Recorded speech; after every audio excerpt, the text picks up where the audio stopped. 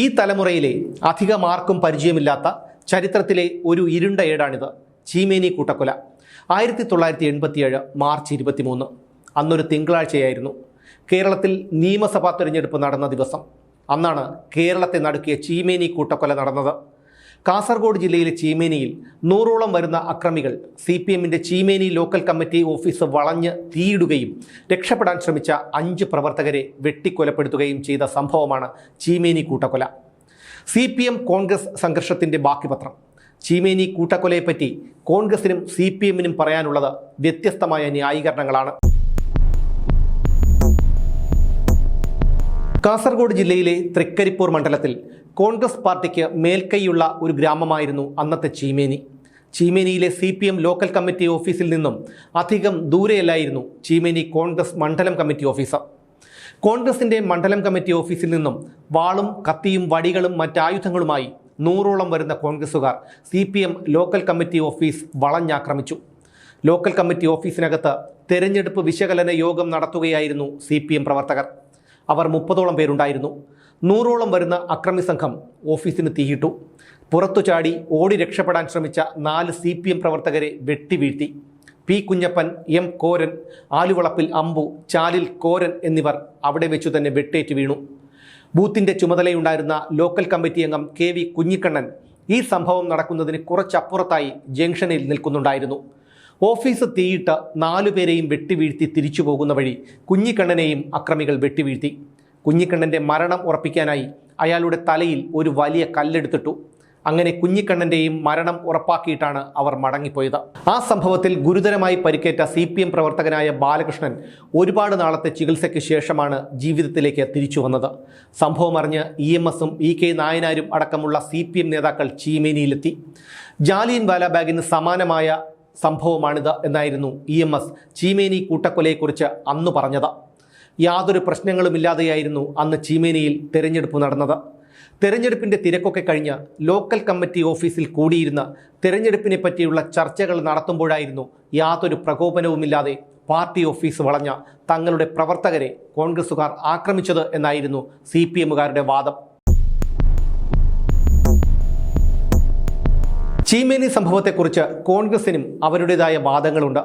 CPM party ഗ്രാമങ്ങൾ വടക്കൻ കേരളത്തിൽ ശക്തി പ്രാപിച്ചു വരുന്ന കാലമായിരുന്നു അത്. ചീമേനി കോൺഗ്രസിൻ്റെ ശക്തി കേന്ദ്രമായിരുന്നു.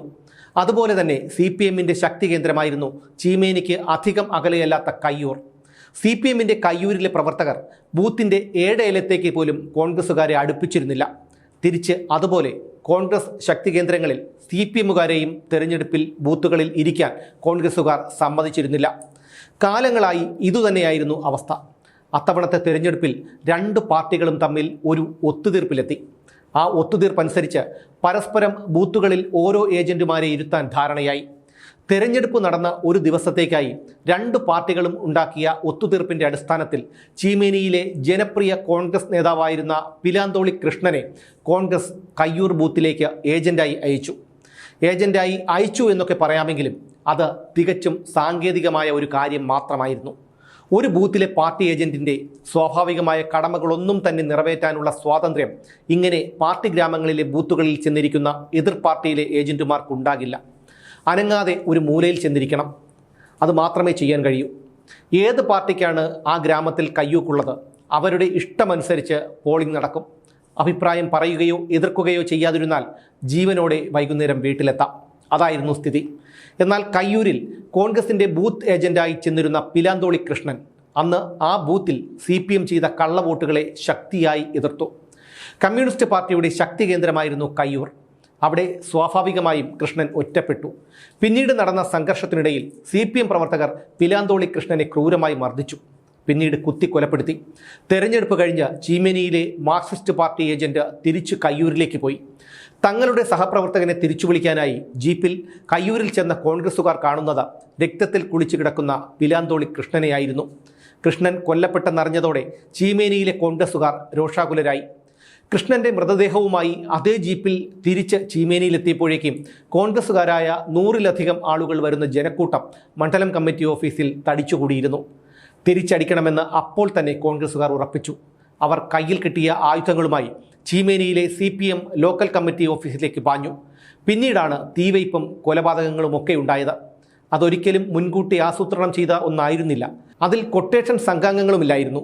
ജനസമ്മതനായ ഒരു നേതാവിനെ, തങ്ങളുടെ സഹപ്രവർത്തകനെ പാർട്ടികൾക്കിടയിൽ തെരഞ്ഞെടുപ്പിന് വേണ്ടി ഉണ്ടാക്കിയ പരസ്പര ധാരണ തെറ്റിച്ച് കൊലപ്പെടുത്തിയതിലുണ്ടായ അമർഷത്തിൽ സംഭവിച്ചു പോയ നിർഭാഗ്യകരമായ ഒരു സംഭവമായിരുന്നു ചീമേനി കൂട്ടക്കൊല.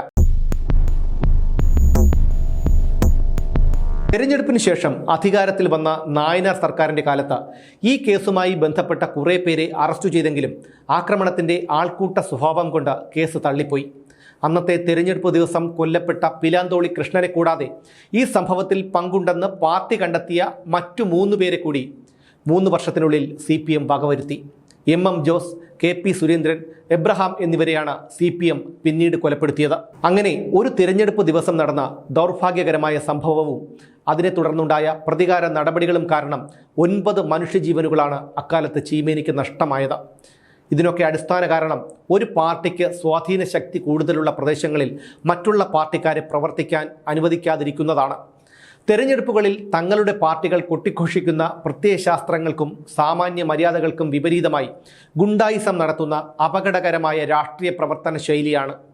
നാടൊട്ടുക്കും പറഞ്ഞു നടക്കാൻ ഒരു തത്വശാസ്ത്രവും തങ്ങൾക്ക് ശക്തിയുള്ള പ്രദേശങ്ങളിൽ തങ്ങളുടെ കാര്യങ്ങൾ എളുപ്പമാക്കാൻ തിണ്ണമെടുക്കും എന്നുള്ള ഇരട്ടത്താപ്പ് പാർട്ടികൾ അവസാനിപ്പിച്ചാൽ മാത്രമേ നിരപരാധികളുടെ ജീവനുകൾ ഇല്ലാതാകുന്ന ഈ ദുരവസ്ഥയ്ക്ക് അവസാനമുണ്ടാകൂ.